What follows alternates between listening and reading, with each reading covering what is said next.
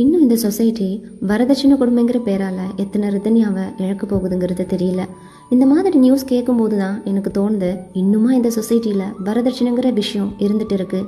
காசு இல்லாத இடத்துல மட்டும் இல்லைங்க, காசு அதிகமாக இருக்கிறவங்களும் இந்த மாதிரி ஒரு கொடுமையை ஒரு பொண்ணுக்கு செஞ்சுட்டு தான் இருக்கிறாங்க. ஒரு பொண்ணு கல்யாணத்துக்கு அப்புறம் இந்த லைஃப் எனக்கு பிடிக்கல, நிறைய கொடுமைப்படுத்துகிறாங்க, என்ன பண்ணுறதுன்னு தெரியலன்னு அவங்க பேரண்ட்ஸ் கிட்ட வந்தால், தயவு செஞ்சு உங்கள் 2 கையே நீட்டி உங்களால் உலகத்துக்கு வந்த அந்த குழந்தைங்கள அக்செப்ட் பண்ணி அவங்கள சப்போர்ட் பண்ணி நான் இருக்கிறேன் அப்படிங்கிற ஒரு நம்பிக்கை கொடுக்க கற்றுக்கோங்க.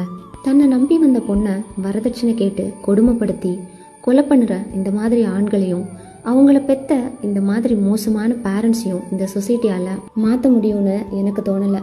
ஒரு பெண் குழந்தையோட பேரண்ட்டாக நீங்கள் உங்களோட மனநிலையை கொஞ்சமாக மாற்றிக்கிட்டீங்கன்னா போதும். ரித்தன்யா மாதிரி சுச்சுவேஷனில் இருக்கிற பல ஏஞ்சல்ஸை இந்த சொசைட்டி இனிமேல் இழக்காமல் இருக்கலாம்.